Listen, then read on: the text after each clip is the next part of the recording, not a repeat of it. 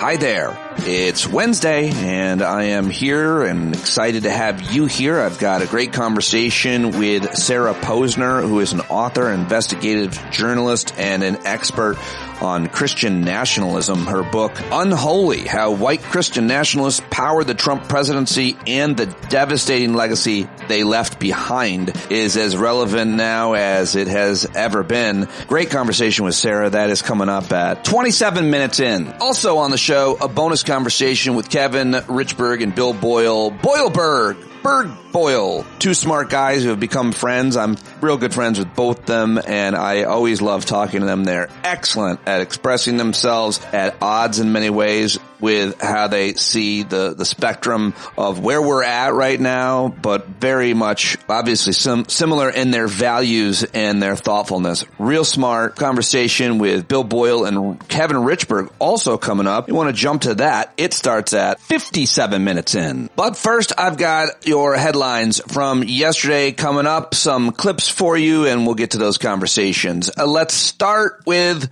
the major news that Trump said in the Oval Office last night. He would abide by court rulings. I mean, that's what he said. Is he currently? I don't think he may be. Will he? Maybe not. He'll just say he is, but it's still something. It's something. I'm not going to call it a big win or a triumph, but it's a leak in the dam. I don't know. A lot of excellent scholars think we're in constitutional crisis right now. I think Kevin and Bill both do. Lawrence O'Donnell doesn't. Lawrence Tribe does. So I don't really know what a constitutional crisis is. If we're in one, we're in one. If we're not, we're not. But either way, it's not a great situation. That is big news, though, that he said that in the Oval Office yesterday. And now on to those courts. A federal judge ordered the Trump administration to temporarily restore web pages from the Centers for Disease Control and Prevention and the FDA, the Food and Drug Administration, that were suddenly taken down to comply with President Trump's executive order decrying gender ideology. They took the whole websites down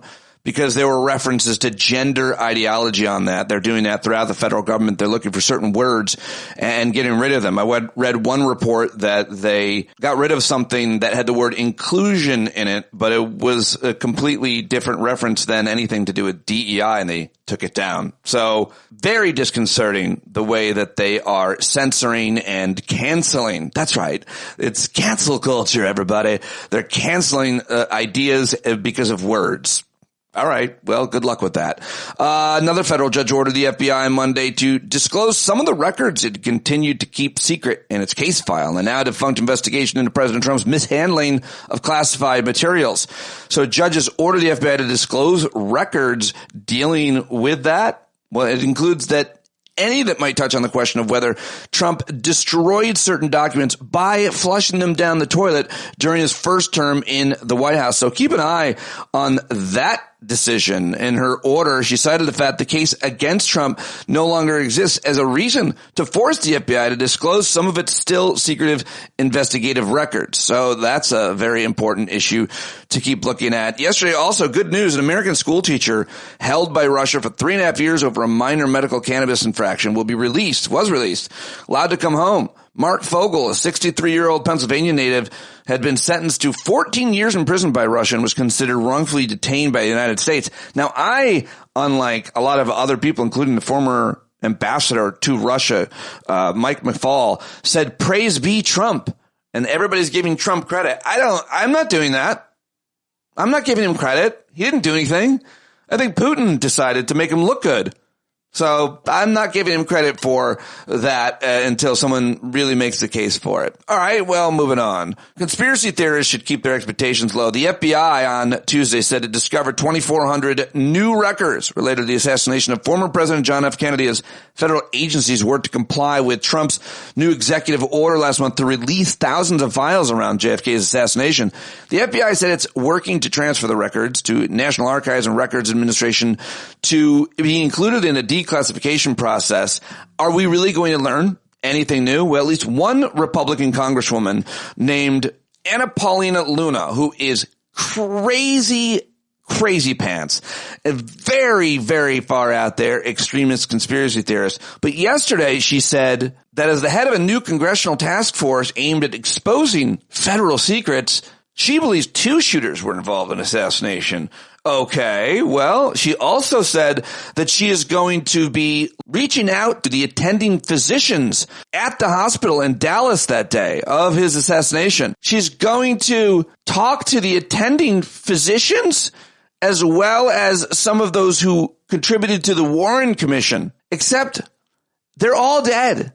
They're long dead. The doctors that attended to JFK in 1963, she's going to talk to them? Okay.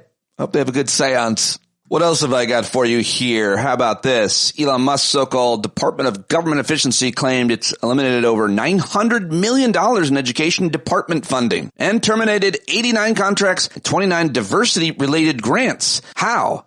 Under what power? Under whose power? Is it true? Where was this money supposed to go? Who's not getting it? I have a lot of questions. Those are real people, and I'm looking forward to the great journalists who are actually digging into those specific stories and following up on them. Let me know what you're hearing, what you're seeing, and what if you've been affected in any way.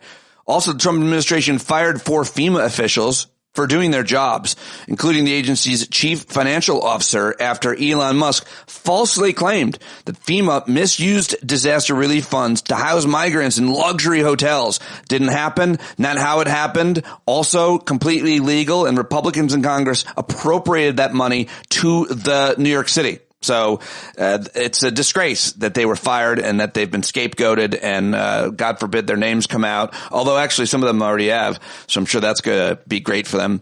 Yesterday, Pope Francis condemned Trump's mass deportation policies, warned they violate human dignity and, quote, will end badly. So I thought that was a good thing, but here's a bad thing. Yesterday, the Senate voted along party lines to advance Tulsi Gabbard's nomination as Director of National Intelligence. Also, we learned yesterday that Elon Musk is going to submit a financial disclosure report to the White House, but it will not be made public. But then yesterday in the White House, Elon Musk talked a lot about transparency and the importance of it, but there isn't any. It's a very strange thing. I mean, it was being argued about. It's obvious. I saw some cable news panel saying they're the most transparent because Trump talks a lot. But that doesn't make them transparent at all. As a matter of fact, often when he's talking, he's lying or obfuscating or distracting. That's not transparency. Seeing your taxes would be transparency. Seeing your medical records would be transparency. Seeing the financial disclosure of Elon Musk would be transparency. Seeing exactly what Elon Musk is doing inside the federal government and who's doing it with him, yeah, that would also be an example of some sunlight that's supposed to disinfect and create transparency. But we don't have that, so don't buy it. That rant was brought to you by Sunlight. We all could use some right about now. All right, just a couple more things for you here. Let's see. Deb Haaland, President Joe Biden's Interior Secretary, announced a bid for governor of New Mexico, which I think is awesome. I like Deb Haaland. She's very effective and seems to be a real inspiring leader. Of course, she's indigenous, Native American, enrolled member of the Laguna Pueblo tribe. So it'd be a pretty big deal. And I think she's got a good opportunity to win there. The top Senate Democrat has accused Kash Patel, Trump's nominee for FBI director, of improperly orchestrating a purge of career officials at the FBI, which is a pretty big story yesterday. Are they going to haul him back in front of the Senate Confirmation Judicial Committee? We'll see. Goldman Sachs became the latest finance giant to backpedal from diversity promises, and we should keep score and keep track of all those big companies that are doing that. Apparently, here's health news. Nearly 4 in 10 American adults are estimated to have fatty liver disease. You probably know someone who has it. I do. A new treatment, though, could reduce severe complications, even in some patients with cirrhosis. So that was good news. And let's go to economic news, where the chair of the Federal Reserve, Jerome Powell, signaled that with the economy sturdy and inflation still too high, there's little urgency to lower rates. So that's news from the Fed. And finally, Steve Bannon, the longtime Trump advisor and human barnacle-looking person, pleaded guilty to defrauding donors who sought to help build a wall at the southern border. He actually put the money in his own pockets, but apparently somehow he is avoiding jail time on this one. And those are your headlines. Remember, those are the aberrations. It sounds like bad news because most news is good. Most things work. Most people make it safely home from wherever they were at and so on. So, all right, take a breath and get centered and feel around in your own life to see what's going on. Check in. Maybe stretch, maybe stand up a little bit and move around, which is going to be hard to do if you're driving. Sorry. I feel like Kim Nyborg. I feel like you're driving right now. Maybe you're not though. Maybe not, but I just wanted to give you a shout out, let you know. I'm thinking of people all the time. I always have this idea of who's listening to the podcast. You bumblebees that listen to the whole thing all the way to the end. I think about you guys. I get your faces in my head. That way, when I'm doing it, when I'm recording it here, it doesn't feel like I'm just sitting alone in front of my microphone and computer. So, thinking of you guys. Hope to see you at tomorrow night's hangout as well. And now it's time for your clips. What have I got for you audio wise? All right. First, here is Lawrence O'Donnell saying, that he thinks it's good that Trump said that he's going to abide by the courts. I'll just start there. There was good Trump news from the Oval Office today if this one thing that Donald Trump said is actually true. When Donald Trump complained about judges blocking his attempts to stop spending and rewrite the Constitution, a reporter asked if he would abide by the judge's rulings, to which Donald Trump, to many people's surprise, said, well, I always abide by the courts, and then I'll have to appeal it. That's the right answer. He gave the right answer, and he didn't stop there.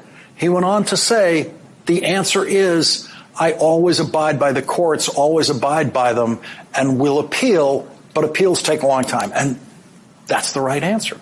We can only hope that it is true.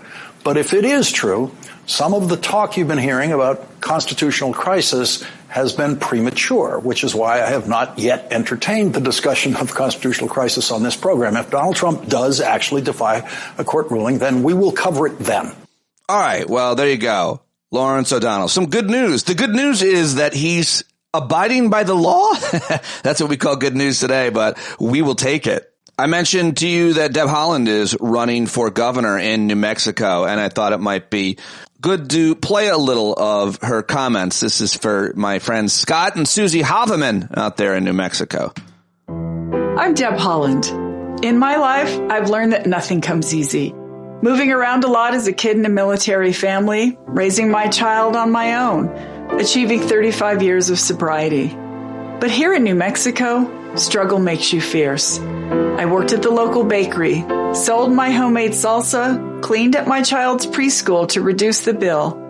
And when I became New Mexico's member of Congress and then the leader of the U.S. Department of the Interior, I seized the opportunity to make change. I helped more New Mexico businesses open their doors, powered thousands of our homes with good New Mexico sun, brought good-paying New Mexico jobs to plug old oil wells and restore our land, and partnered with rural communities to secure their water and solve rural challenges. But the problems we face now are bigger than ever, and we must be fierce to solve them. That's why I am running for governor of the great state of New Mexico.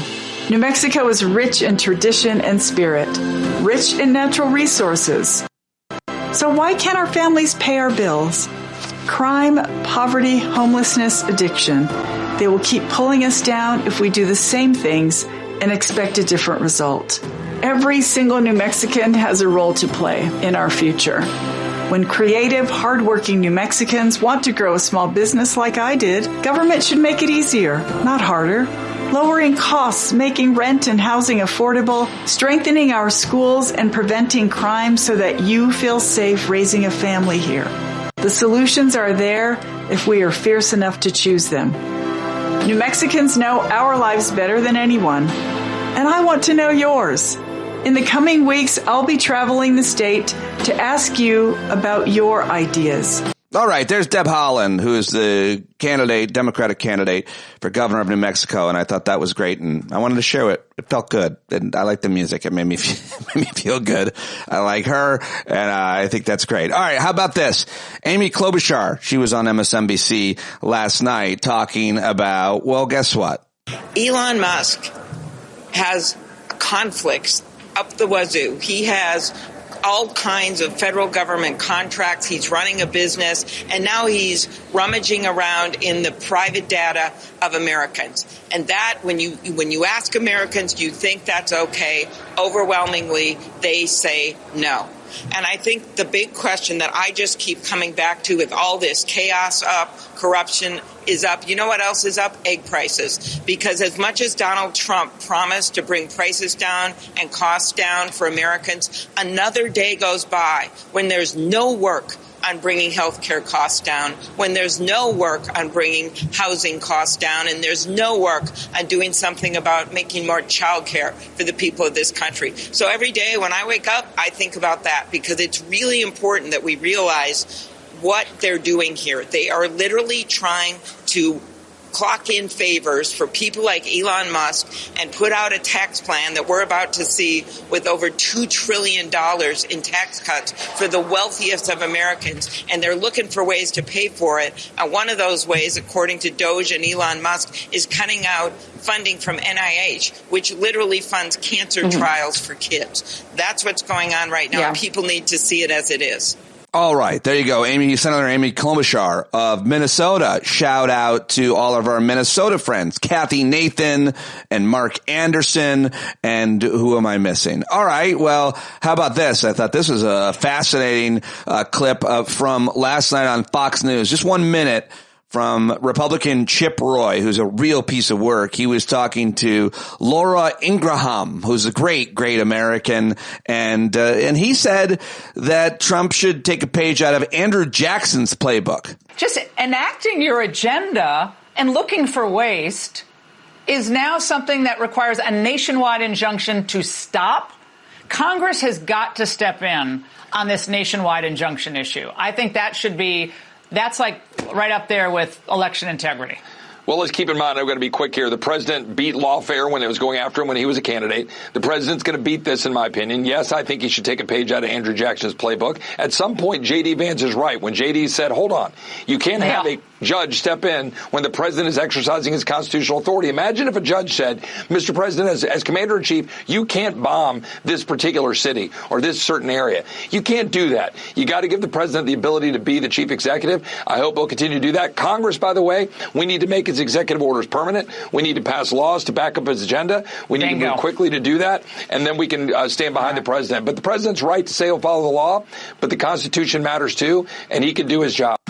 Yeah, these guys have no idea how the Constitution works, and they're just trying to re-educate or miseducate people. But that guy's a complete flaming asshole, number one. Let's just get that out of the way. That's Chip Roy, Republican from I don't know where, but I forget. But anyway, Michael Harriot writes around that. Take a page out of Andrew Jackson's playbook. Does he mean Trump should pardon white supremacist traitors? No, wait, he already did that. Does he mean he should authorize cabinet members to siphon money from the U.S. Treasury? Damn it, he already did that. Maybe he should use the military for ethnic cleansing, question mark. All things Andrew Jackson did. And I believe Trump has a big portrait of him in the Oval Office to always remind him of how great of a president and guy he was. Yesterday, Elon Musk was in the Oval Office. I talk about it with Kevin and Bill coming up, but it was real weird. It was a real bizarre moment for a lot of reasons, and mainly because Elon Musk is an eccentric, somewhere on the spectrum, immature, inarticulate person. And he is not good at talking. And yet it was just bizarre yesterday watching that. And so, you know, I'm not going to play it. I was going to play it, but I'm not going to play it because I can't bear to listen to either one of them. And if you want to hear it, there's plenty of places to find it. Let's see. What else do I have for you? Oh, here is that Republican congresswoman who appears to suggest that she intends to bring in members of the Warren Commission and physicians who attended to JFK in 1963. Congresswoman Luna.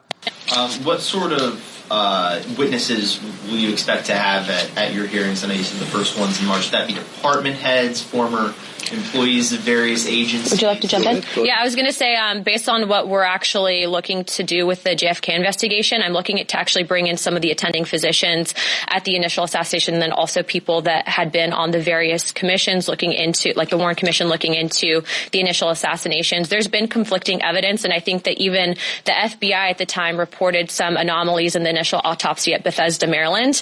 All of those, though, seem to have been rinsed and repeated in the media to push a certain narrative that we don't agree with. Okay, rinsed and repeated in the media. Read Larry Sabato's book. It's the kind of the book on the assassination. And if he changes anything, I'll change my mind on it. But she wants to bring in members of the Warren Commission. They're all dead. The last one died in 2006. So good luck with that. Good luck interviewing them and getting to the bottom of who killed JFK. I'm sure we'll find out. I'm glad that that's what the House of Representatives is spending its valuable time and resources doing, by the way.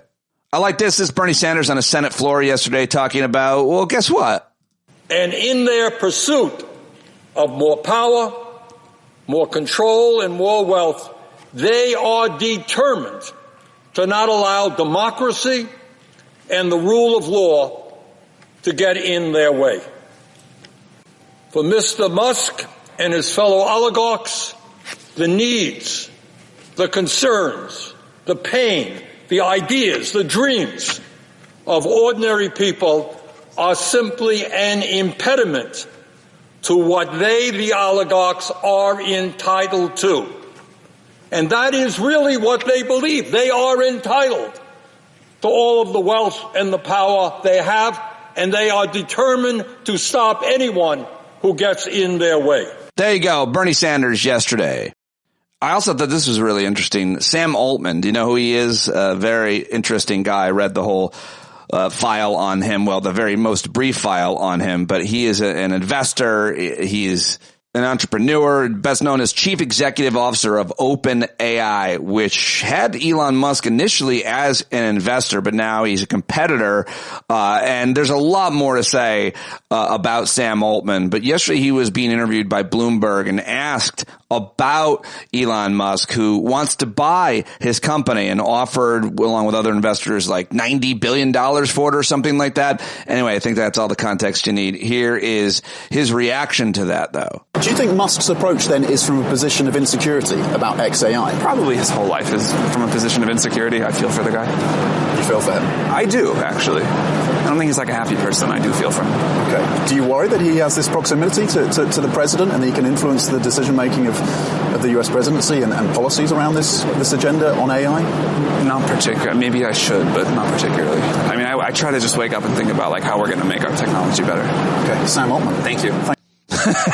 Yeah, he feels bad for Elon Musk. It's perfect. It was a perfect response in the way that he said it. He seems like a real smart cat. I don't know if he's a good person or not. I really don't know much about that Sam Altman, but I thought that was great. They really cooked Elon Musk in that clip. All right, and let's go back to the well of Jimmy Kimmel, who's got, I think he's my favorite comedian to play here for a lot of reasons, but he doesn't use as many video and pictures as they do at The Daily Show and Colbert and some of the other shows, which doesn't translate here on the podcast. Either way, I love him, and hopefully you appreciate when I include him and the other comedians here at the end to wrap up the sound bites. Here it is right now, Jimmy Kimmel Live last night. It was a busy day for Donald Trump today. He was on TV from morning until night. It's like the Jerry Lewis telethon with this guy. All day, reporters in there he's taking questions, he's having meetings, he's tackling all the most important stuff. He did the same thing yesterday, all day. He canceled the penny, he changed the Gulf of Mexico to the Gulf of America, and he finally got tough on paper straws. This is an executive order relating to the use of paper straws. As you've consistently identified, nobody really likes paper straws. Number one trending. Can you believe it? A paper straw was number one trending for 3 days or something. The environmental impact of plastic straws versus paper straws is entirely unclear. This has cost both the government and private industry an absolute ton of money and left consumers all over the country wildly dissatisfied with their straws. I like that nerd who has to stand next to him and pretend these are like serious things. He doesn't walk in and go, for too many years, seat belts have been beeping until you buckle up, and then this executive order will free us from their tyranny. Here you go, sign right here. That guy's name is Will Scharf, and thanks to him and our president, we can finally rekindle our long love affair with plastic straws. We're going back to plastic straws. These things don't work. I've had them many times, and on occasion they break. They explode. If something's hot, they don't last very long, like a matter of minutes, sometimes a matter of seconds. It's a ridiculous situation. Wait a minute. I'm with him on it not lasting very long, but they explode? His straws are exploding? How hard is he sucking? Of course, the reason we switched to those admittedly terrible paper straws in the first place is because plastic straws wind up in the ocean and they kill marine life, which I guess is another argument Trump, a well-known hater of sharks, doesn't buy. I don't think that plastic's going to affect a shark very much as they're munching their way through the ocean. Okay. Like Pac-Man, they're just munching their way through the ocean. That degree in marine biology is really coming in handy. Listen, the fact of the matter is Trump loves plastic. Most of his wives are made of plastic. We're going to have a lot of plastic in our future. Speaking of sucking, Elon Musk was at Trump's side today. All right, there you go. Very good. Good stuff from Jimmy Kimmel, though I don't like the downplaying of plastic. I think Jon Stewart did the same thing. They made it seem like they're so annoyed by those paper straws. I'm not one. I hate plastic more than anybody, apparently. I still do. Single-use plastic, to be specific. Do I sometimes use plastic straws and plastic bags and plastic all things? Yeah, of course. Lots of times I do. But I still do everything I can to avoid it. Does it make me any better than anybody? Am I making an impact? No. But it feels good, and I try and hope to get others in the habit of doing it as well. It's just wrong to me, and so I do my best to avoid it, and I wish there were policies that supported that. And there are in states and countries across the world, but not necessarily as nearly as much in ours. And Trump obviously loves plastic and pollution and doesn't believe in science or anything else. So I did just want to have that rant as well. My anti-plastic rant is brought to you by the oil lobby, actually, surprisingly enough, which is the main ingredient in plastic. Okay, let's get to my first guest. Sarah Posner. She is here. She is a best-selling author. She is a investigative journalist. Her 2008 book, God's Prophets, Faith, Fraud, and the Republican Crusade for Values Voters, explore the unholy alliance between the Republican Party and prosperity televangelists. And now her newest book is Unholy, how white Christian nationalists powered the Trump presidency and the devastating legacy they left behind. Her investigative reporting and analysis on the religious right and Republican politics has appeared everywhere that matters, and we're really happy to have her joining us on the show again. You should support her in all the ways. Go to sarahposner.com. Get her books. Here we go with my first guest, Sarah Posner.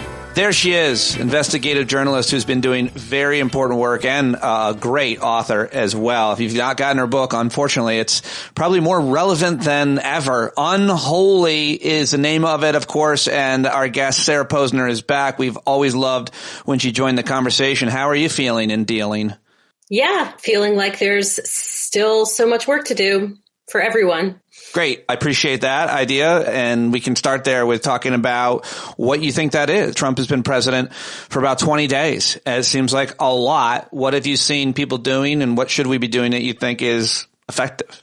I'm not an organizer and I'm not a lawyer, although I used to be.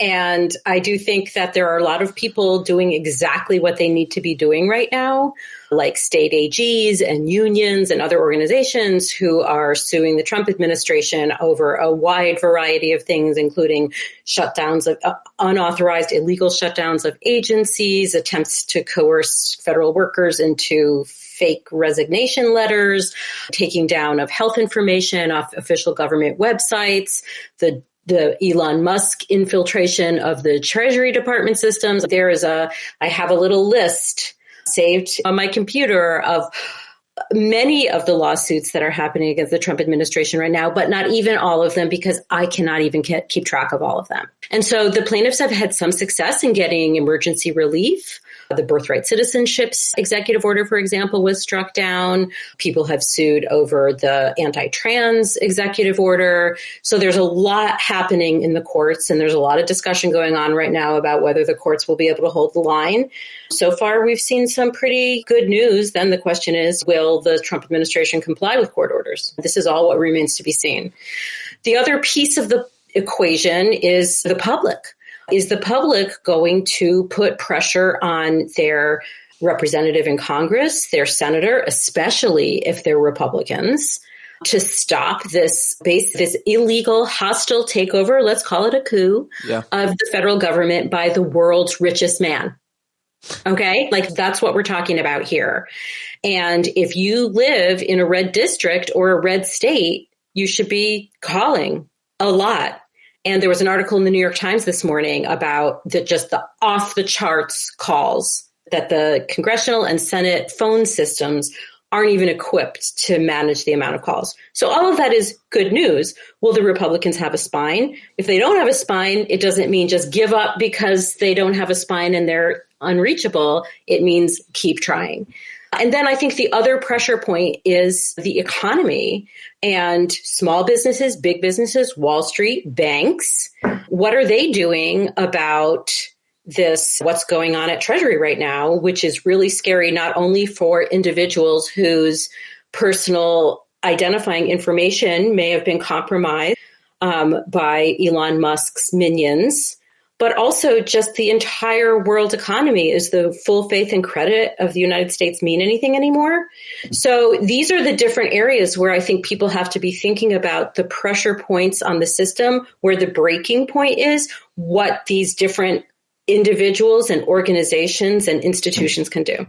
That's a great broad overview of many of the issues that we're seeing and what is being done. There's a lot of great organizations to support that are filing those lawsuits. You got to wonder about how many the courts can take and how many are going to make it to the Supreme Court. And then what do they do and think and say? But you also did a really good job between writing your book and then up until this last election, pointing out what was happening with everything, I'll say. But specifically, you really understood the Project 2024 idea, the architects, what was going into it.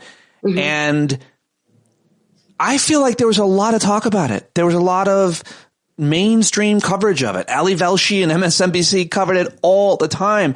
All the internet hosts, people often said this is what they're going to do. Believe them. Now they are doing it. They're carrying it out. Do you think that we could have done anything better to talk about it more? Because I feel like we really did everything we could to expose it, and people either didn't know, never paid attention, or knew and didn't care. During the summer, I think, of 2024, I can't remember the exact date. I think it was sometime in the summer. People magazine covered Project 2025 and discussed it as a Christian nationalist document. People fucking magazine. Yeah. Okay. Yeah. Like, you don't get more mainstream than that. You know who I think failed in the coverage of Project 2025? Any reporter or media outlet who credulously reported that Trump had distanced himself from it. Right. That's where the failure was. And a lot of people might have read it or heard about it and thought they won't do it, or they don't really even think about politics. They just wanted to own the libs and all these other superficial issues and so on. The issues that animated so many people that voted for Trump, say whatever you will about them, even the most ridiculous ones like the trans issue and so on, which is pernicious, obviously, to the trans community, but it's such a community, but such a ridiculous issue in terms of the amount of people whose lives it affects versus like farmers right now in Kansas or any other state who might not be getting their checks. And so they are doing a lot of what they said they were going to do. And that's where I want to ask you, what are they doing that they said they were going to do, Sarah? Dismantling government agencies in contravention of the Constitution, right? If Congress passed a statute creating a federal agency and appropriated money for it, it is illegal for the executive branch to unilaterally shut it down. Now, did they talk about wanting to eliminate agencies inside Project 2025? They did. But I think not very many people, if anyone, imagined them just going, that's it. we're just doing it like in a day. They thought they would try through congressional action probably to pass legislation that would do this or that. The crazy thing is that they have the majority in both houses, right? And so that should tell Republican members and senators something about what Trump actually thinks of them, right? Like he could have worked with them on it, right? But don't you think that, sorry to interrupt, but don't you think that was the frustration of his first term when he learned how civics worked, when he learned he wasn't actually a dictator, when he learned the limits of presidential power and couldn't get things done by certain people? This time he's fixed that. He's got sycophants doing whatever he says, and they don't care about Congress, and he knows that. And so I think it's a different dynamic going on. I think the dynamic that's going on was Trump's main motivation in becoming president of the United States again was to stay out of jail. Right. There were a whole bunch of people, including Elon Musk, who knew that if they helped him get elected, they could have a role in achieving their goals, regardless of whether it was legal or not, because with their support, he could stay in office and hence stay out of jail, and they could line his pockets or do him favors in other ways if he just gave them carte blanche to do the things that they want to do. Right. You know, a very large business like SpaceX and Tesla, the CEO of that shutting down the CFPB, the Consumer Financial Protection Board, when his companies were at risk of being investigated by the agency and held accountable by the agency. It's just blatant corruption. So I think that we need to think of Trump's main goal and main ideological concern right now being corruption, as opposed to him having any particular thoughts about USAID. So if Elon Musk tells him there's rampant fraud at USAID, then we're like, shut it down, because then maybe I can get some dipshits to believe that there's more fraud happening at USAID than right in the White House. Very well said. Very well done. Yeah, I think that's a really good point about the corruption that we're seeing. It's, by the way, you mentioned the Consumer Financial Protection Bureau. I covered its creation. I covered the collapse of the economy and it's the creation of it. And I was personally affected because our house was underwater the year after we bought it, and millions of Americans were. Like that's me, a white, well-off man. Millions of Americans were affected by that, and they created that agency to regulate the industry so that couldn't happen to us again. And to go in there and say the CFPB is dead. I think he tweeted something like that, Elon Musk. And then today they stopped paying people, the OMB chief and the kind of damage that alone does, much less many of the things that you already mentioned. What about the infiltration of, or the fact that many Christian nationalists are now working in the administration? To me, the one that is the highest up, the most dangerous, is Pete Hegseth, who's the Secretary of Defense, who I watched this morning. He appeared on Kirk Cameron's YouTube show back in October before the election. Kirk Cameron, of course, is one of the most famous former actor, now evangelicals out there, and is way far out there on the extreme. And so we learned about Pete Hegseth. But who are you thinking about, concerned about, and if so, why? Russell Vought, who the Republicans in the Senate just confirmed to be the head of the Office of Management and Budget. Like, he controls the purse strings of the federal government. Yeah, what's his background on and all he that? has said that he wants Christian nationalism in the government. And so, controlling the purse strings is obviously like a really critical way of being able to get your agenda done. Whether obviously a lot of the things that OMB has already done in this past couple of weeks have been challenged in court. But while it's being challenged in court, as you say, the damage is being done. So I would say Russell Vought is extremely dangerous. And for all the reasons that have been enumerated right here by you, and also by many reporters who've reported on Hegseth's theology and ambitions and disregard for church-state separation and the rights of other religions, and his bellicose views of what the Department of Defense should do. I think, yeah, you're right. Those two probably the most dangerous. But I think that Pam Bondi is also extremely dangerous. There was talk last week of possibly using the Comstock Act to prosecute doctors who prescribe mifepristone for abortions. Pam Bondi, I think, would be in charge of carrying out Trump's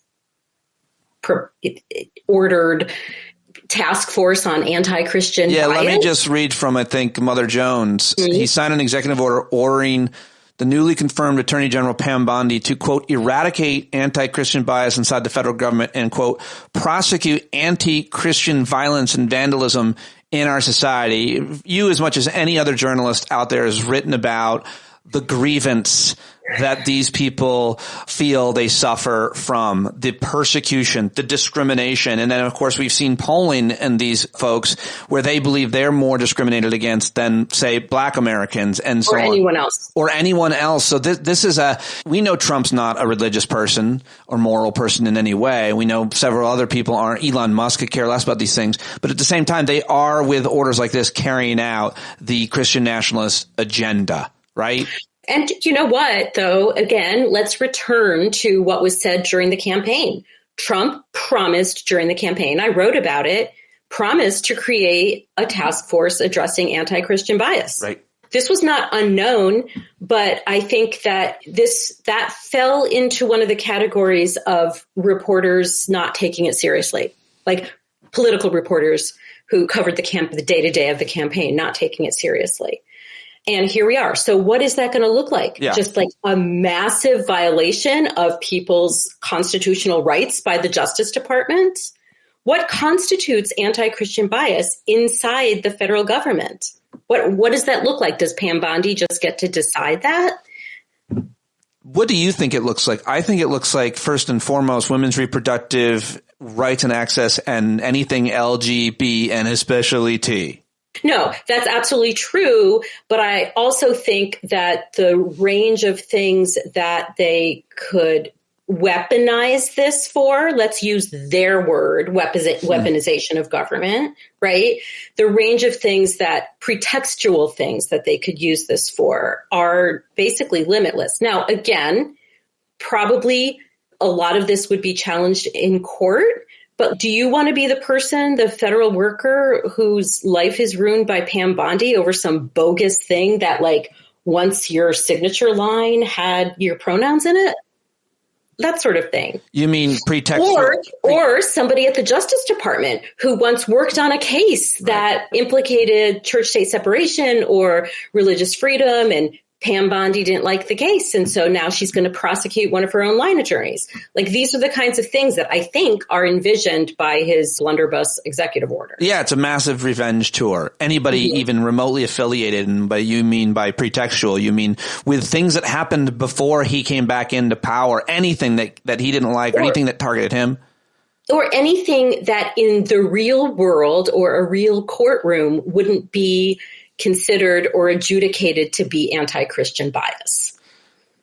What is anti-Christian bias? What does that really look like? Because I feel like what they perceive it as is, we are not allowed to punish you. We're not allowed to tell you what to do, and therefore you're discriminated against us. That's what I heard at our school board. That's what I fight with my neighbors over when it comes time for, especially like LGBT pride stuff, which they say just by being out and prideful and pointing to your sexuality, it's discriminated against us. It's against our beliefs, and we're not allowed to protest against your celebrations and so on. And it's a real twisted interpretation in my mind of control. They're not in control of you. They just don't want you to be in control of them, is the argument I've always made along these lines. You believe whatever you want to believe. Just leave me alone. But they think they're being discriminated against. What are we talking about?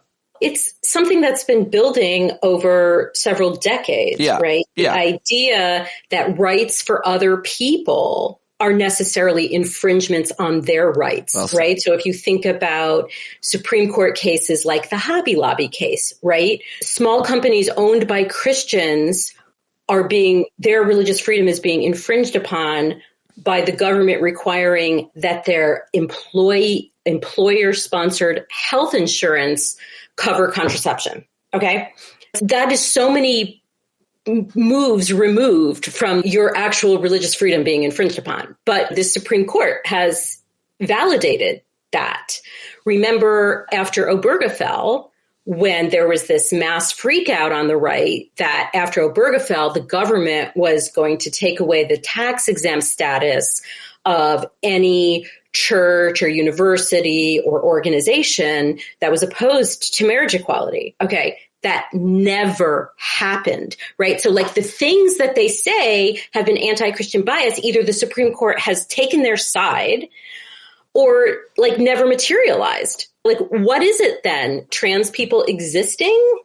You could go on with a couple of other Supreme Court decisions or cases like the football coach who prayed and on the field with his players and felt like his rights. And what happened with that one was also ridiculous. He never even had standing, apparently, to carry that out, whatever right wing. Well, the school district offered him his job back. And then he was like, nah. Oh, they said they fired him. Yeah, it was all bullshit. But there's so many of these cases that have been argued, but you make great points about what hasn't materialized. What they warned about hasn't materialized, which is so often the case with these fear-mongering campaigns that certainly help raise money and win elections, but don't necessarily happen. Has it happened that any government official went into a church while a pastor was preaching against homosexuality and arrested him or something, right? These are their fever dreams, but these things don't happen. The other thing that I think, correct me if I'm wrong, I haven't followed it very much, but religious organizations get this tax exemption, but they're not supposed to be practicing politics, certainly not from the pulpit, but they all do. They all literally endorse on all sides, I think. They're not careful about it. The rule is, that they cannot use church resources to endorse or not endorse, as in saying, don't vote for this person in a campaign, right? They're allowed to like stand in the pulpit and say abortion is wrong and you shouldn't vote for anyone who supports abortion. That doesn't violate the rule. But if they stood in the pulpit and said, you shouldn't vote for Kamala Harris because she supports abortion, that would supposedly violate the rule. Okay. Now, the rule has not been enforced in many years. Maybe 1 or 2 churches had their tax exempt status removed in the entire history of the Johnson Amendment being in place. Yet, the religious right has waged a campaign against the Johnson Amendment, claiming that it infringes on their free speech rights. And it doesn't, because they're allowed to absolutely say whatever they want. The Constitution does not guarantee you a tax exempt status. Right. So if by statute the government says we're conditioning your tax exempt status on you complying with these rules about not getting involved in political campaigns and using your tax exempt dollars to support or one particular candidate, that's not a violation of your free speech rights. Now, one could argue that the Johnson Amendment doesn't even matter anymore because the IRS hasn't enforced it. Right. And because of Citizens United, there's so much money flowing around. What difference? Anyway, but here we are. By the way, Mother Jones says the sole example of so-called anti-Christian bias that Trump cited at the prayer breakfast the other day was the case of Paulette Harlow, who was one of the nearly 2,000 people he just pardoned 2 weeks ago for blocking the entrances to abortion clinics. Yeah. So those people were prosecuted for violating the FACE Act and were convicted. And they violated a criminal law. A federal law that prevents interfering with access to reproductive health clinics. Yes. That's not a violation of their free speech rights. Trump said that the woman was You do not have a free speech right to interfere with somebody else's medical care. But it didn't matter that this is the post-truth society that we're in because media and the president go along. He just makes stuff up. In his rewriting, he claimed that she was put in jail because she was praying. That's what he said. Okay. So even may have been praying at the time, but that was not why she was put in jail. Even her own attorney said that is not accurate. Yeah. But Trump just says it. So what about the players that are close to him now? What about this Paula White or any of the other people that you've written about who are now that much closer to power, like the next room, a phone call away or 2 phone calls away? Who are you following? Who are you watching? Who are you concerned about? I'm way more concerned about Elon Musk and Russ Vought and those people than I am about Paula White. Paula White basically was in the White House all the time during his first term. Right. She doesn't have the unless it was given to her by Musk or Vogt, like she doesn't really have the power base to do something on the scale of what Musk and Vogt are doing. Like maybe Trump would give that to her, but I'm like, she was very involved in promoting the idea that Trump was anointed and that he was carrying out God's will and that anybody who contested him was demons that were going against God's anointed. Like that was her role in his first term.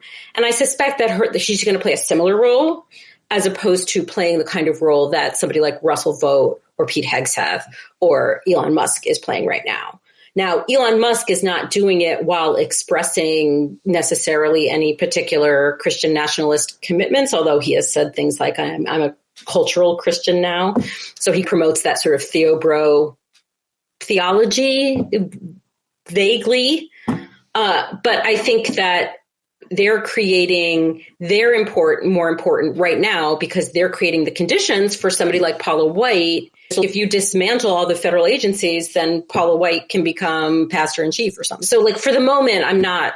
Knowing what you know, I think your opinion and conclusion of that is really important and valid. And it seems like pretty much all the smart people I follow and listen to have a similar concern about what specifically Elon Musk and Mr. Vogt have the power to do. Not to mention, you could argue, as I think you just did, Pete Hegseth and even RFK Jr. It'll be really interesting to say how much of Project 2025 that he carries out as well. And they're talking about tracking women's menstrual systems and so on, cycles and so on. I think that a really interesting example because I think that you saw some resistance from the anti-abortion movement to his nomination. And eventually they just came down on the side of, okay, he has said he's going to follow the president's agenda, so therefore we trust him to do what we want him to do on abortion, which is really a crazy capitulation from their perspective, because their perspective is they are playing for the absolute anti-abortion trophy here, right? Like they want no abortions in the United States. Right, not even they medical. Really wanted Trump to nominate somebody that sort of came from their movement or their milieu, who they could trust to do those things, and they don't really trust RFK, but so they're going to play ball with that, which to me demonstrates that the political infrastructure of the Christian right has capitulated to Donald Trump being their true leader of their movement as opposed to the president of the United States. And I think that's a very important point for people to understand, even if you can't quite wrap your head around it because you don't have a religious leader. Or believe in that, or certainly think that it's bad if those two things are mixed.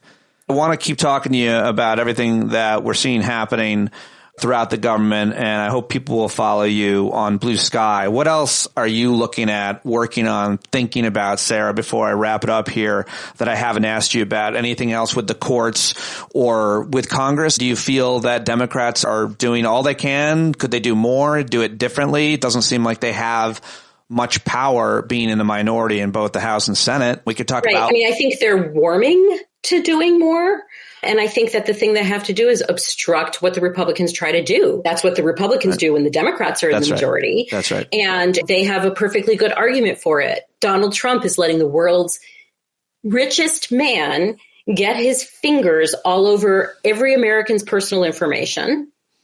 What are you going to do about it, Republicans? They do have a bully pulpit on that. It's a bully pulpit that like a lot of people should be concerned about. If any of your listeners haven't really caught up with the news about what Musk is doing, caught up with the damage that he's doing to actual human lives around the world with the USAID shutdown and America's reputation around the world, I really encourage everyone to catch up on all of that and back any kind of obstruction that the Democrats do, because that's what the Democrats have got right now. They're the opposition party.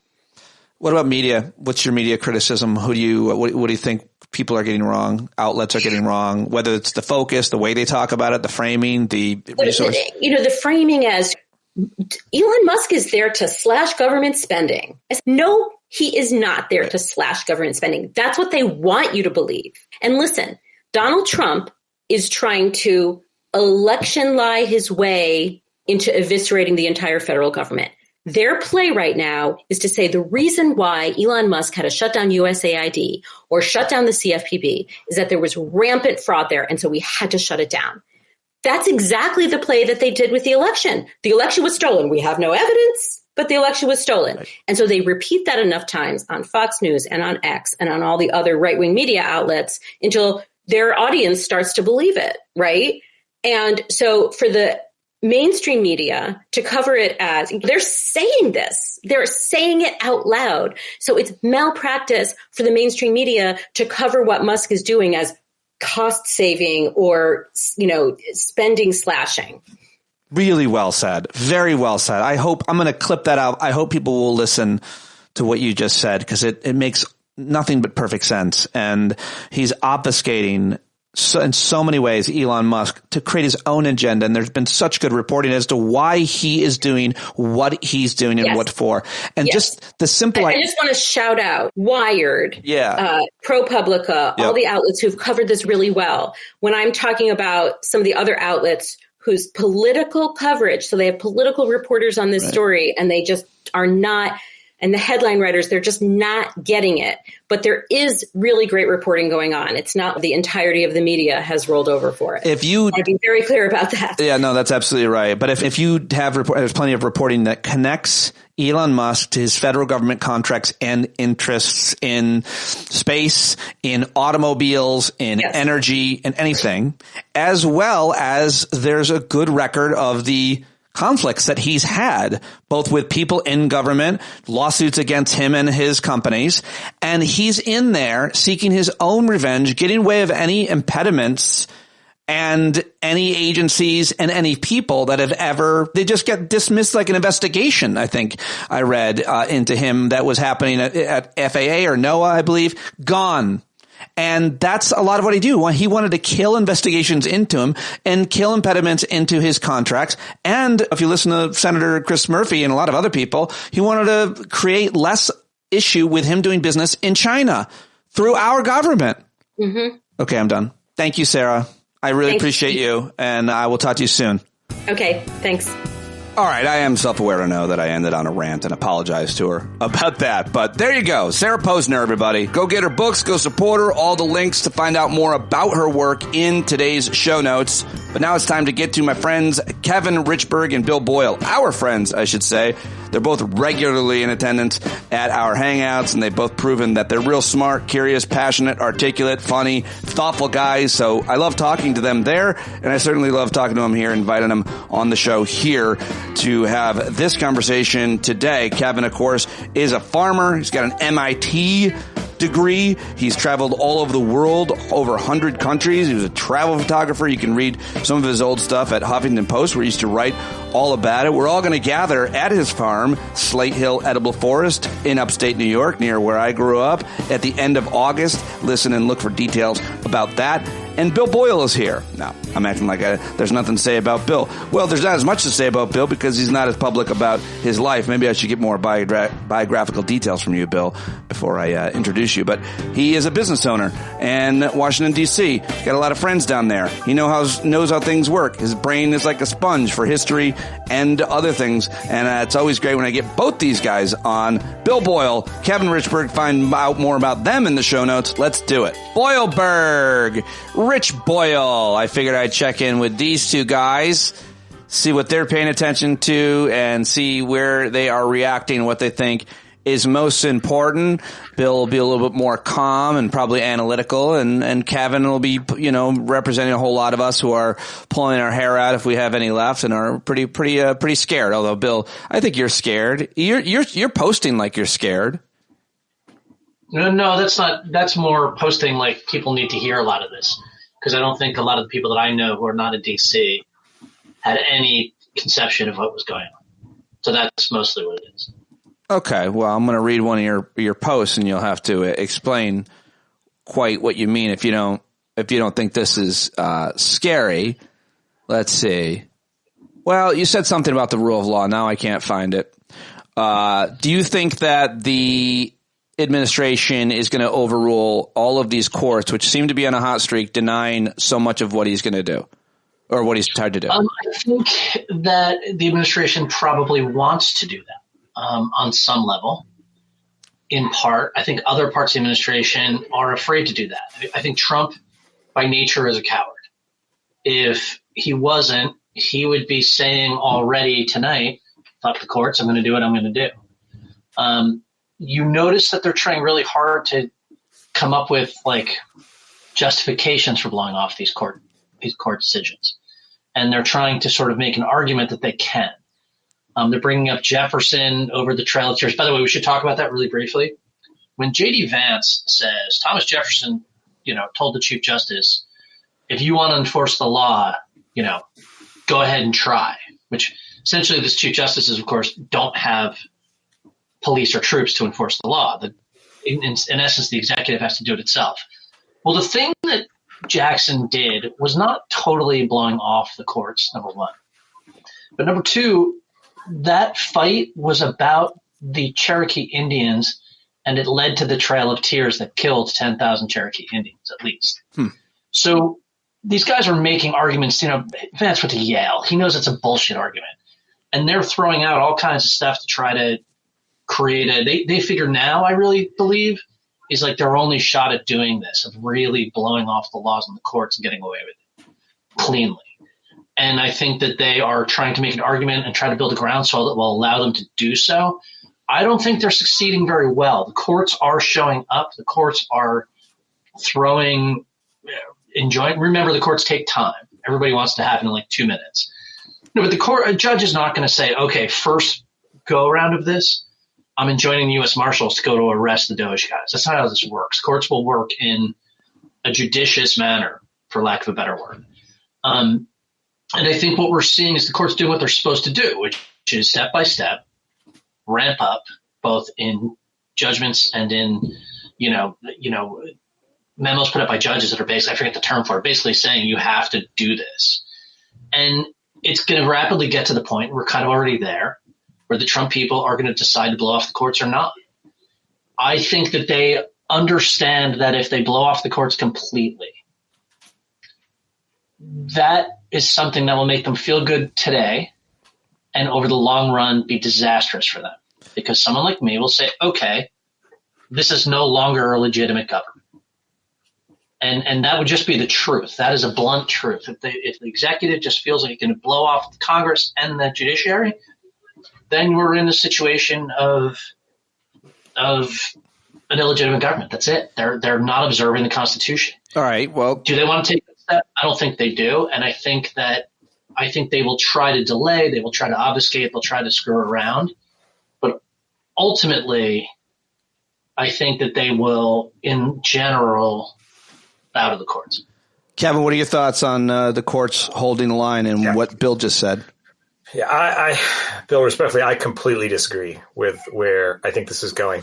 The court in the judge in Rhode Island has already said they're in violation of his order, and he's with no sanctions. I don't know enough about him or his judgeship to know what sanctions he could possibly give, but there aren't any in the do this or, so there's no or. But he has set a limit for midnight tonight and then I believe they will pass that point. I don't know what happens next, but all the people that are trying to parse language and nuance about whether or not we're a constitutional crisis, we are a constitutional crisis. Oh, I agree with that, actually. They have passed that threshold. We are already there. I think what you were referring to is how far they're going to take this. And my thinking is someone or a group of people have told him the truth, which is no part of government can stop you. They've told that to him. That's what I believe.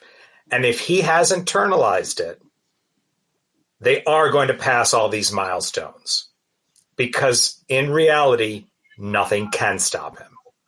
Well, so that's where we disagree. And I think that's fundamentally the difference. So Trump himself said today, I will listen to the courts, or I will bow to the courts. He actually that's a quote. Now, take that for what it's worth. It's a Donald Trump quote. But I think that on some level, Trump is a coward personally.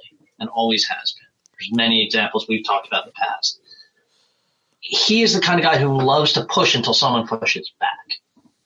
And I think that I do think that we are in a constitutional crisis now, no question about it. The question is, how does it resolve itself? Does it resolve itself in the administration largely saying, okay, the court told us to do this, we're going to do this? Or does it resolve itself in that we get into a post-constitutional situation? Now, the judge in Rhode Island, midnight tonight, is the end of phase 1.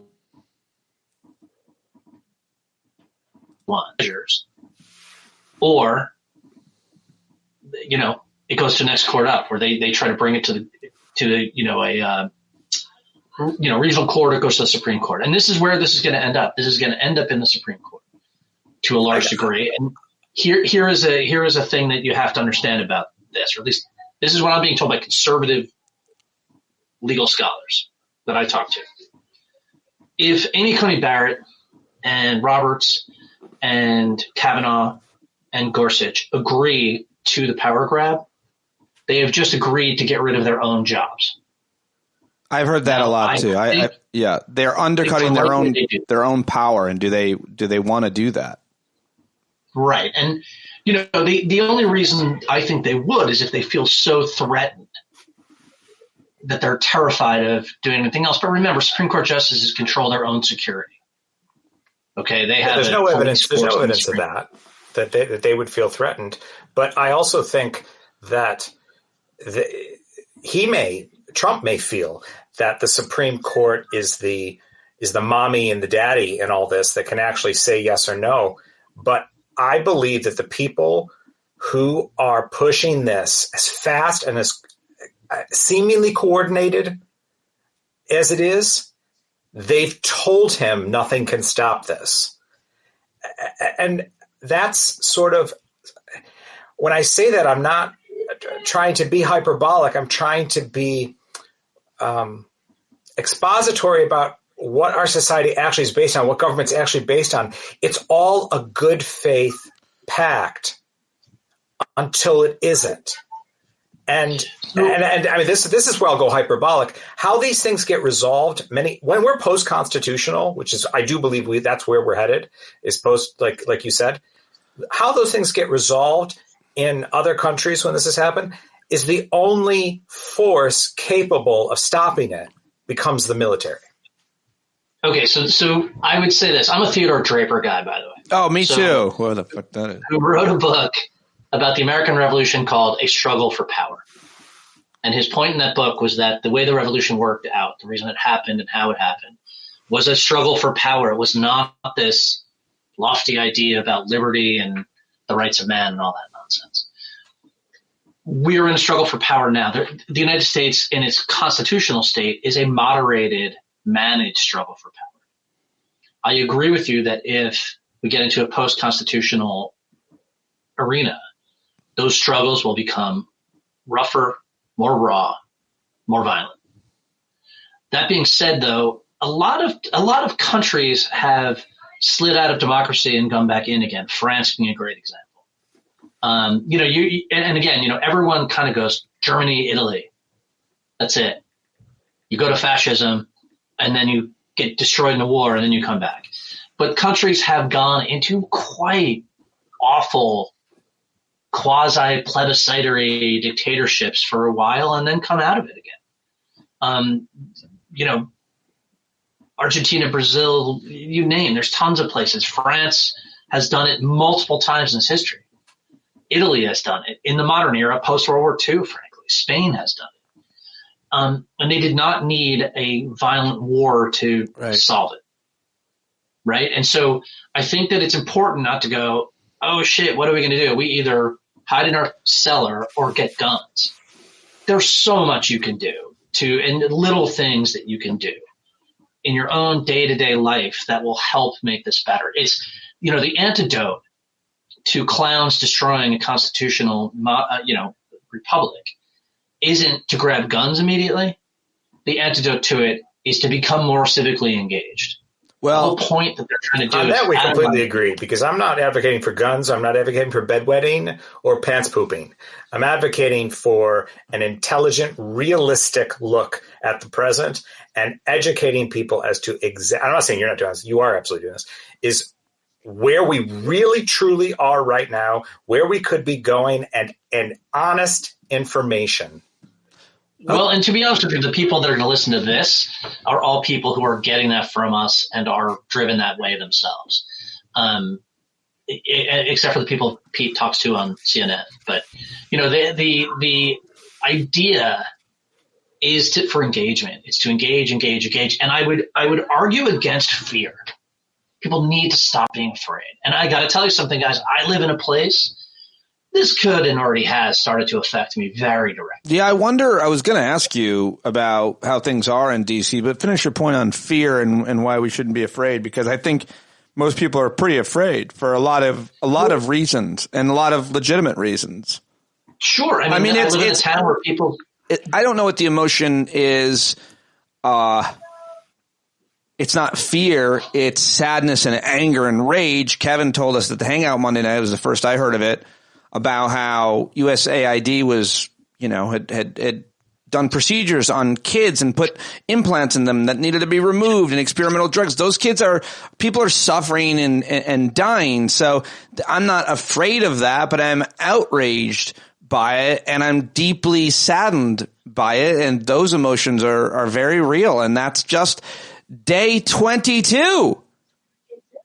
Sure. I mean, let's just put it this way. I'll give you good examples. I had beers a month ago, I think, with a guy in D.C. who a week or so ago, after training for a year, got on a plane to fly to I'm going to be, by the way, blank about people's names and who and where and what. Oh, we believe you. Whatever. Right? Stop not name dropping. Guy got on a plane, flew to a country overseas to take up an USAID position. He got off the plane, and they told him, get back on the plane. Your job has been rescinded.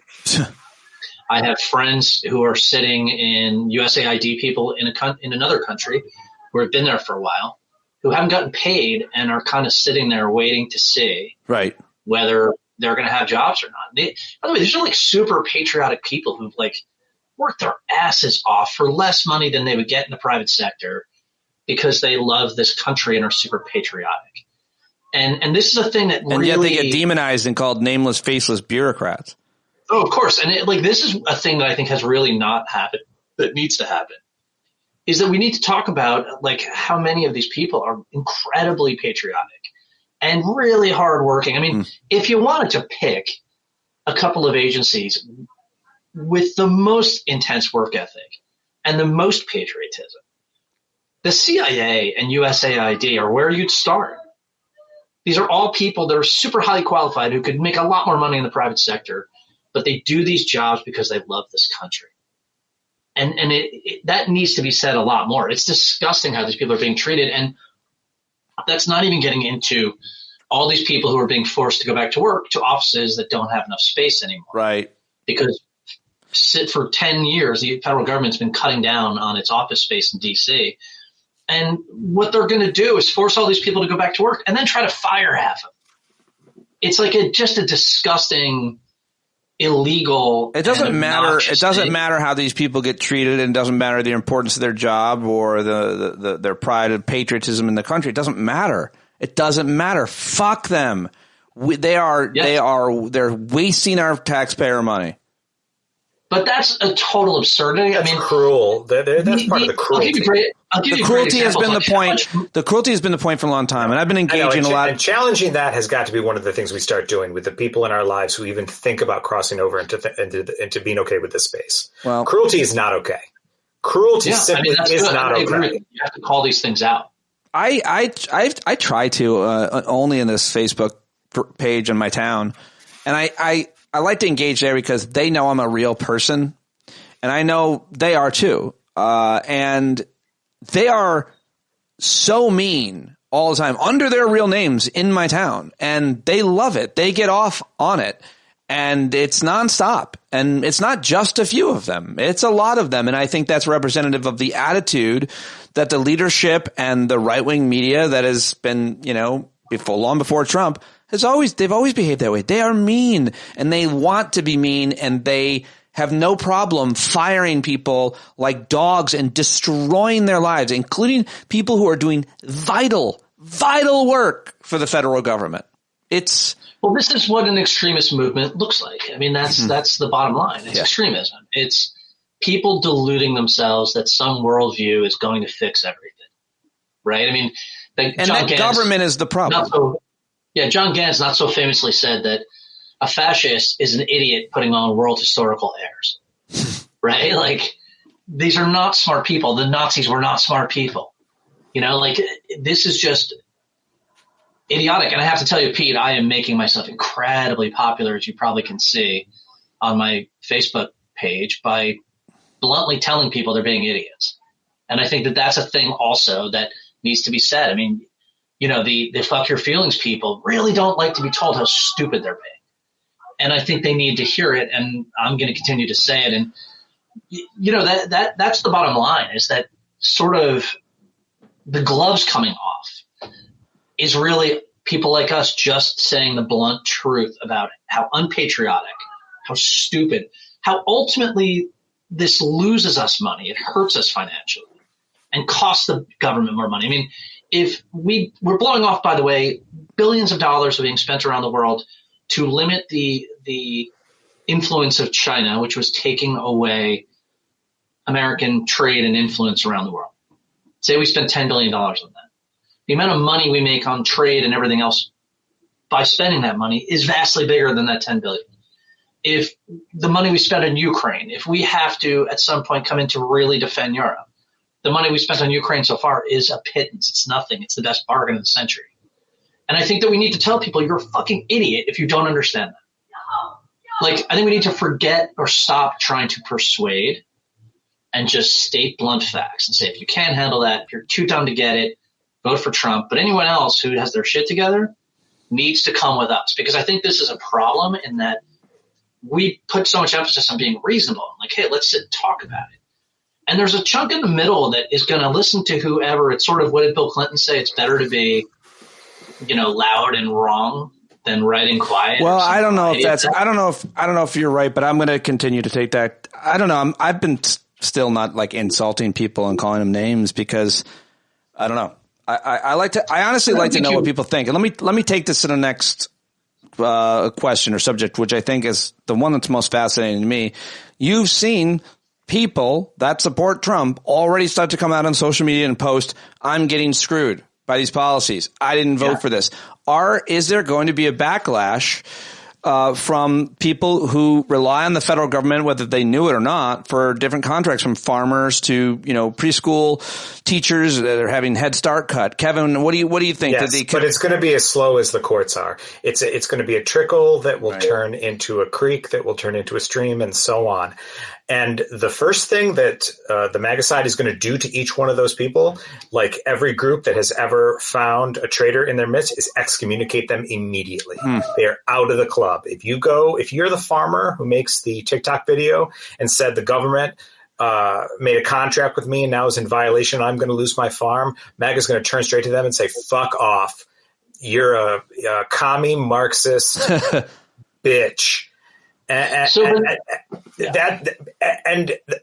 the initial portion of those people that do that will be blunted by how fast they will be removed from that movement, and it not until the water, the stream, and becomes a river will we really be able to notice it, or will it trickle through the diners into the New York Times? Well, but it's already, Wall Street Journal is starting to put out article after article already saying, whoa, like, they're not really, Wall Street Journal honestly never liked Trump and has made it very clear forever. But they're putting up article after article now, going to the street and saying, how do you feel about this? And traders going, this isn't bond traders going, no, this is not what we wanted. I'm, quoting bond traders saying they're super disappointed. And I will tell you, the Wall Street Journal is always the front runner for that sort of thing. The other magazine that's doing is Forbes. And obviously Bloomberg. Like, all the business guys are immediately going, whoa, fuck this. This isn't good. I will tell you that the NIH cuts and the agriculture cuts and the Head Start cuts. Yeah. I agree with you. It's going to kind of be a trickle to a flood. I think it's going to happen faster. I think already there's a big reaction. And another way that you can see it, besides the Wall Street Journal choice of articles, which frankly are way more hard hitting than the New York Times right now, is how Musk's approval rating is like on a steady slide south. Musk isn't popular with MAGA people, and you're going to see, like, I think I don't know why you think that. I'm seeing the polling. Musk is not popular. He's not a popular person. He's pretty popular with the MAGA people in my town. They love him. Maybe, but if you look at the national polling on him, he's at 57% disapproval right now, something like that. Amongst the MAGA people? No. No, I think that's overall. Overall. Well, and it's going up. I mean, his negatives were like, he was negative 8 or 9 a month ago. Now he's negative 17 or something. So it's going in the wrong direction for them. And I think that, I just think it takes a little time for money to hit. And I'll give you a good example. Like, Virginia has a Republican governor. It has a state house that's very narrowly divided. Northern Virginia is just getting killed by all of the USAID cuts and everything else. Just getting killed, way more than D.C. is. Do you really think that Youngkin and those Republican legislators in Virginia are going to go, yeah, hey, no big deal, we'll just eat this? Well, not only that, I think that the captains of industry and the heads of university medical centers in red states that just had all their funding be cut are also going to have huge amount of influence. You're talking about like the leader of a red state governor and other Trump supporting state senators and so on. And I'm not sure that we ever see them change because they still think they can win elections. But and their elections are far off. Most importantly right now, you can't tell me that the head of a University of Alabama medical center or any other number of research facilities and industry leaders aren't losing their absolute minds over not only these cuts and everything Elon Musk is doing, but the trade war as well. I mean, how does that trickle up to John Thune, though? Because I don't know that it does. I don't know that the Senate has already said I'm all 100% in, and who except that Mike Johnson May of last year said the opposite. What'd you say? Mike Johnson May of last year said exactly the opposite of what he said today. Doesn't matter. And well, doesn't matter what someone. We disagree. It doesn't matter. Hold on. You can't say that someone said something last year and therefore it should matter. And I'll tell you what, I'm being serious because it doesn't. And here's why it doesn't. Because J.D. Vance said Trump was Hitler. That's why that doesn't matter anymore. They don't think what they used to think. They only think what's important to think today. They are in a 24-hour news cycle. Like, I feel like we shouldn't kid ourselves about these Republican leaders. They are terrified, confused, and have no idea what to do. They are flying by the seat of their pants. They, too, are racked with uncertainty because they don't know what shoe's going to drop tomorrow. They don't. I think you just described John Thune. That's why I was picking him out particularly. Okay, but I think that describes him. Here's the thing. I think he's very handsome, by the way. Hitting in 4 weeks. I think he's good looking. Democrats are saying all this shit's got to stop or we don't make a deal. These guys can feel however they want to feel. They've got to get the votes to get over the line for the debt limit. Or Democrats, well, this, by the way, it's interesting. Everyone's freaking out because Jeffries and Schumer look really flat-footed and they're saying, look, we don't control the government. Yeah, they do because they are. This is why they're doing it. It's a thought-out thing. It's not stupid. They're doing it because in 4 weeks, when the debt limit decision comes up and Republicans are screaming and yelling and saying, well, the Democrats got to fix this, they're going to go, hey, we've been telling you for a month, it's their government. They've got to figure it out. Why do they care? I know it's I agree annoying with you in principle, but the house is burning. That only works if there's a house left by the time you get to this magical point in the future that you've set for yourself where you're saying, I'm going to stand up. So I'm going to stand up in mid-March. The house is burned at the end of February. Well, this is already – but this – in the background's already happening.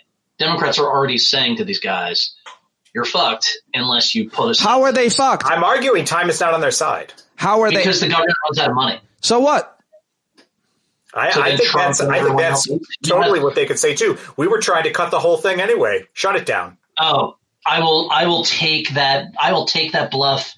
I'll shove all my chips into the middle of the table in a second. That they will not do that. That there won't be. I think they may say that. Exactly. I think it says go for it. I was going to make that was the exact point I was going to make that Kevin made is wait.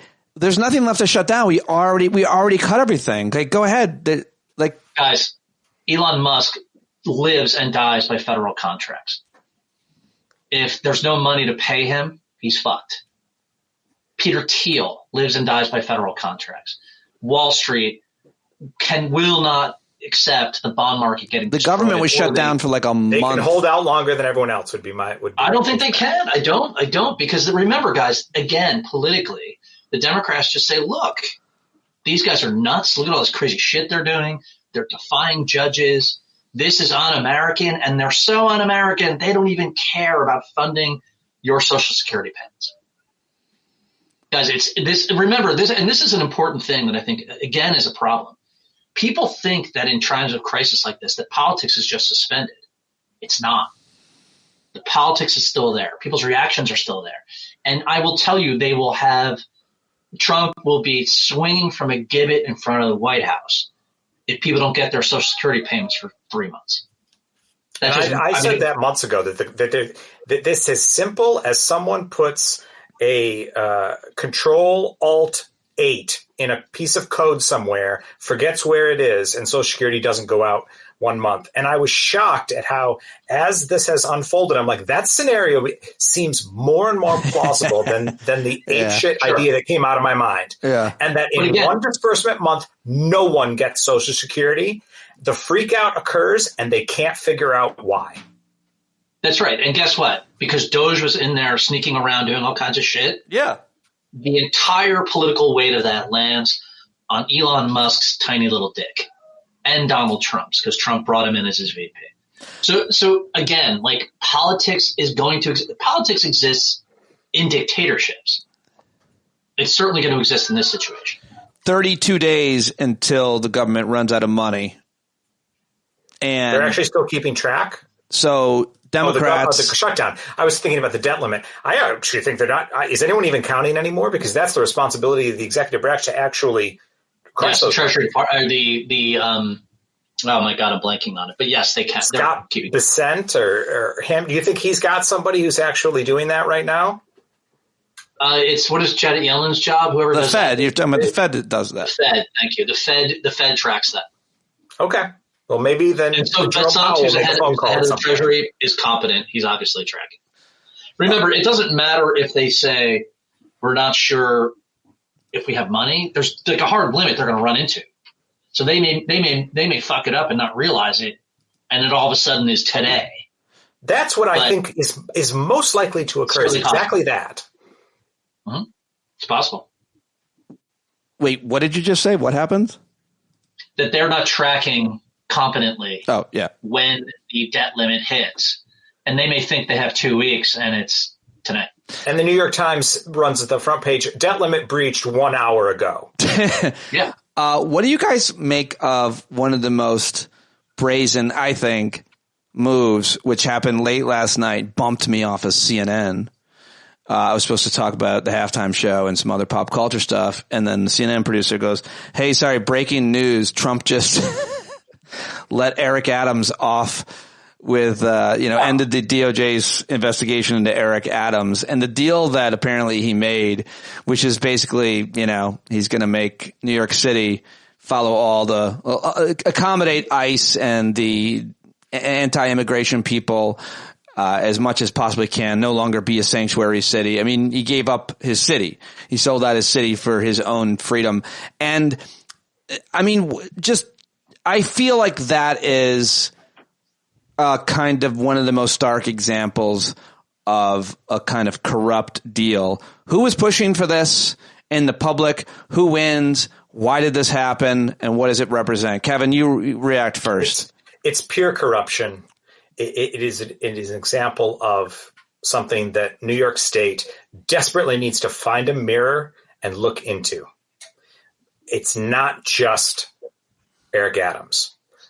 in my adult lifetime as a New Yorker, this has been going on forever with people, unfortunately, on the Democratic side of the aisle. The state is not making good choices about the ethics of the people it puts in power, and it is doing it over and over and over again.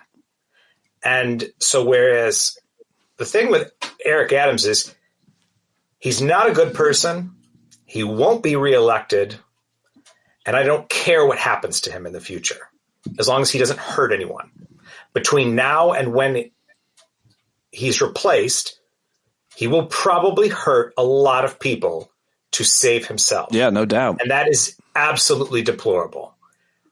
But moving forward, the idea that we're now considering Andrew Cuomo is going to be, it has to stop. Well, that's a New York City. Stop hurting yourself. It's a statewide problem. It is a statewide. No, New York is when we go to elect governors. Yeah. My message to Kathy Hochul, Kathy, if you're listening, do not run. So decide it right now. Make a decision to find someone who's not you to do this at a time when it matters. You know who's running for governor? My congressman is running. It looks like he's running for governor. Republican Michael Lawler. And depending on what happens between then and now, he very likely could beat her.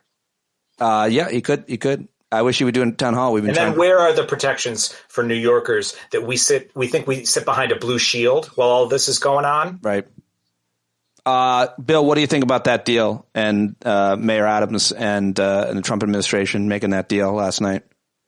So there was I think, Paraguayan dictator back in the 70s who, when he took over power, he said, for my friends, everything. For my enemies, the law. And this is a great example of that. And what that means is that it's rule by law rather than rule of law. So the law will be applied by Trump to people he doesn't like, and it'll be lifted from people he does like, which the people he likes obviously are the people who support and buttress his dictatorial tendencies. They've also this week decided not to enforce the Foreign Corrupt Practices Act anymore. That was a big deal. Yeah, they broke up the team at the Justice Department that was seizing Russian yachts from oligarchs who were violating the sanctions.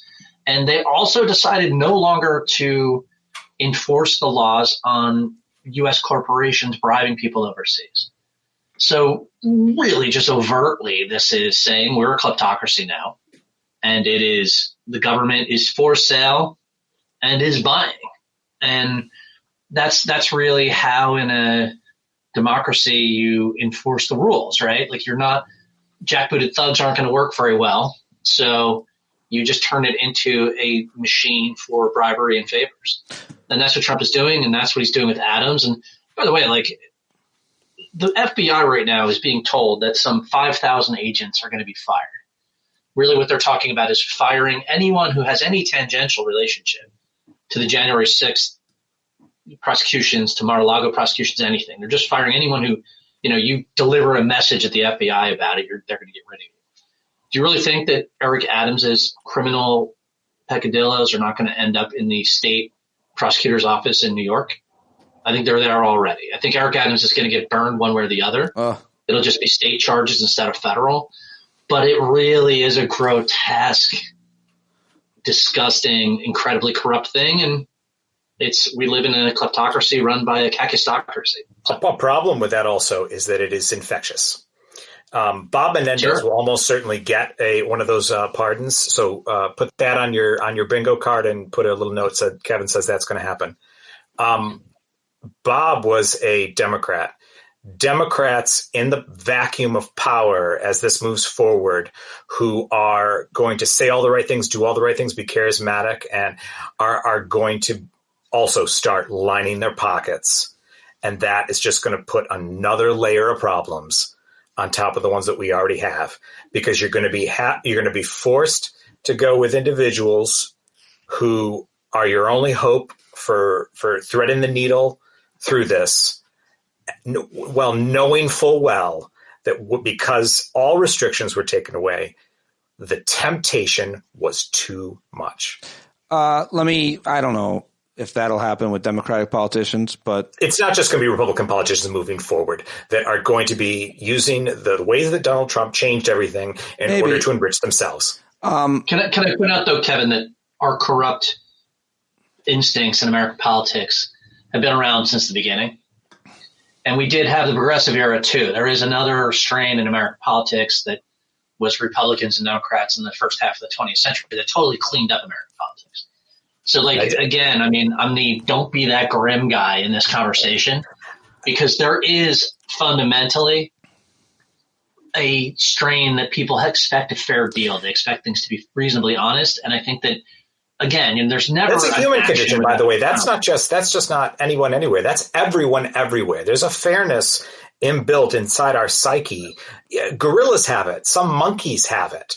That if you allow a gorilla to see another gorilla getting more food, that gorilla gets upset and doesn't want what it's getting. The same thing happens to us. It's an evolutionary thing. Fairness actually lives within inside us. How are we going to realign society to reflect what's in us all? I do not know. I don't have. Well, let's not get too philosophical, because I want to get back to something that really weird that happened, and I'll let you guys go. But did you see Elon Musk in the Oval Office today? Yep, I'm staring at it right now. It was very, very hard to watch. Anytime he's publicly speaking, it's hard to watch, and you could see that Trump was cringing. And didn't look like he was in a shadow. He had his kid there with him, and he was asked several times about the conflict of interest. He lied. The entire time was just littered with lies. But just the optics of that? What do you think? I mean, I've got two questions along exactly those lines for Bill, and then I'll be quiet. One, how do you remove Elon Musk? Two, and probably philosophically more important, why is he immune from the thing that everyone else gets caught in with money?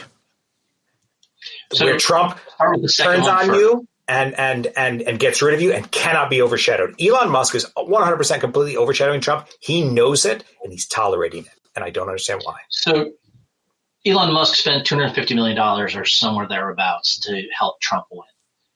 Trump, if nothing else, respects that Elon Musk has billions and billions and billions of dollars and maybe is dangerous to him. And then on the other hand, he thinks he helped him win. He also likes it that Elon Musk is sort of his stalking horse to create chaos everywhere, right? Musk is operating outside the law, doing all this crazy stuff that as someone who's actually a government official or an elected official would be harder to do. And so Trump is happy to let him run wild for a while in order to create all this chaos and damage the bureaucracy that Trump thinks is so dangerous to him. That being said, though, there's limits to everything. And Musk is someone who just is constitutionally incapable of knowing when to fuck it.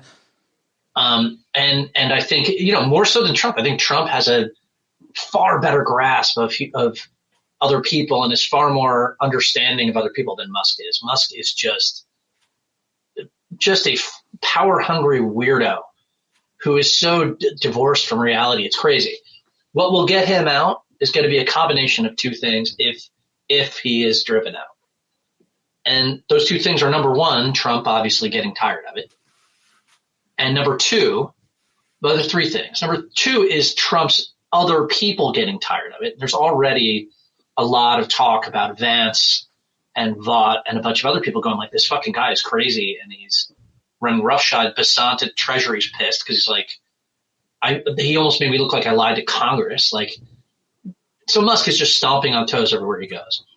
But what really is going to come down to is the court cases and whether the Trump administration blinks or not. And I think that they have a million reasons to eventually blink. So in other words, if they're not really crazy and really self-destructive, they're going to eventually say, okay, Doge is out, because judges are going to start to say like, oh, you're going to reverse all this shit, and these guys can't be in there doing what they're doing. I mean, there's Doge guys that are potentially in a lot of trouble. For instance, looking at the private files and records, employment records of thousands and thousands of people in the government And it's something like $2,600 per violation, and then like potential like jail time. Like there's really gigantic because I think civil's the only way that, I mean, people are going to have to sell. It's criminal. It's criminal to violate someone's privacy when it comes to their, for instance, they were looking at people's medical records, like they were in some of the stuff they pulled, like for a real HIPAA violation for once, finally. So I think that that's the combination, the Trump people getting tired of it, Trump getting tired of it, Trump maybe finding it to be less useful than he thought it would be. And then court cases starting to, court saying, you've got to send marshals to kick these guys out of DOJ or out of DOE or out of NOAA. Like Congress literally voted for this program to exist. It has to exist. You can't destroy it, and you can't be outing the personnel files of people that work there, or we're going to tell prosecutors to indict you. You cannot like the money that Congress is spending, that government is spending. You can be appalled by it, but only through Congress can you end that funding. And the reason why Republicans didn't kill Obamacare and haven't gutted Medicare and privatized Social Security the way they said they would, the way they campaigned on doing for years, is because they knew they couldn't. They couldn't do it. The backlash would be way too much for them to be reelected. It would destroy their chances to win reelection. And so they didn't. They can't cut that government. They've always only added to the debt. But Elon Musk is doing it, and Congress doesn't. Aren't they still going to get blamed for it? Aren't Republicans still going to get blamed for the cuts? And they're just fine letting him do it, but they're going to get blamed for it. And it's very unpopular what he's doing. People just don't know it yet, I think. Yeah, and because they're also putting out, they're strategically putting out stories like the one about $59 million being spent to house migrants in New York City, which is in luxury apartments, which is all misleading and wrong. But nonetheless, Republicans in Congress appropriated that money. They appropriated that money and the $50 million condom lie, but those things get put out, the Politico lie, those things get put out, and you have MAGA cheering that Elon Musk is finding these things and ending them. As you know, Pete, I've been working with some folks on doing messaging, trying to get better messaging for Democrats on this stuff. And the one thing that I've been pounding into everyone's head for the last week is, the easiest sell in the world is if these guys can just, on a whim, cut a program you don't like, they can also, on a whim, cut a program you need.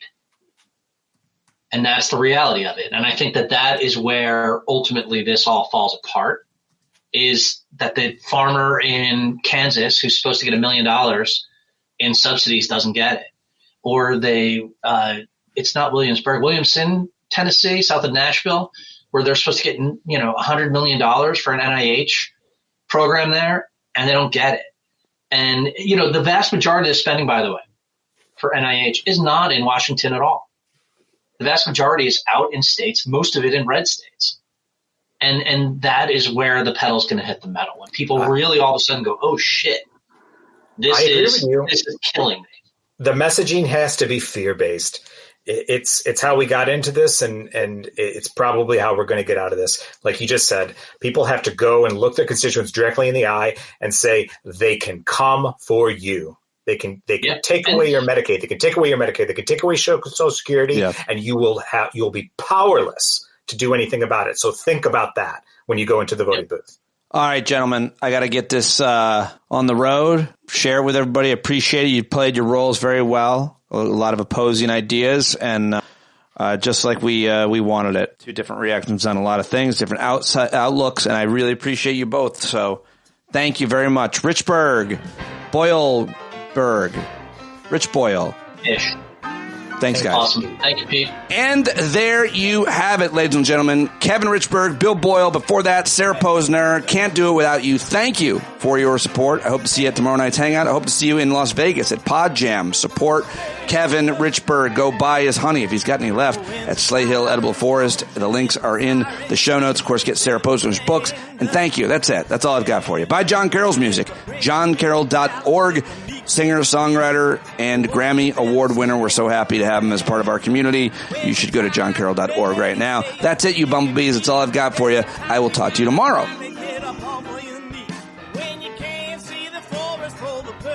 Trees, you got to stand up. Hey, you've been sitting so long, you got the creaky knees, you got to stand up.